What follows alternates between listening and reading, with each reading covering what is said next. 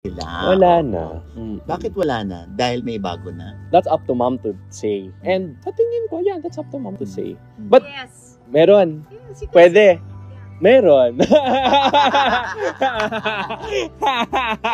It just flowed, nangyari, and he's a doctor. And I think that's part of the reason why it was easy. Kasi alam niya kung anong pinagdadaanan ko. And Kinumpirma ni Kris Aquino na may bago na siyang boyfriend.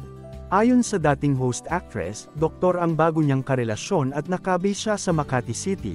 Ipinahayag ni Kris na malaking tulong para sa kanya ang kanyang bagong karelasyon dahil naiintindihan ng kanyang partner ang kanyang health condition. Isa pala si Bim sa dahilan kung bakit nagtapos na ang on and off relationship nila Kris at Batangas Vice Governor Mark Leviste. Sa panayam ni OJ Diaz kay Kris at sa anak nitong si Bimbi, nagsalita nga ang Queen of All Media tungkol dito.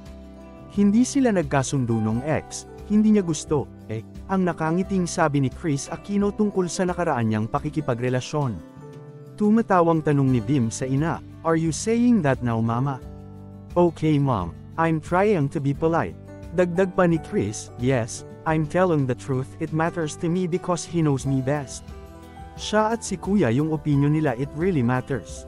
Most people would say na dapat yung mga anak ang sumunod sa magulang, pero sa akin kasi they're always be there. And alam ko na ang pagmamahal nila sa akin is pure.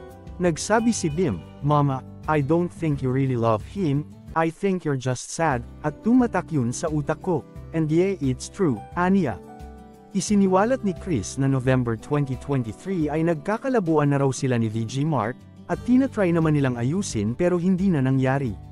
At bago pa pala magdiwang ng kaarawan niya si Kris noong February ay totally hiwalay na sila.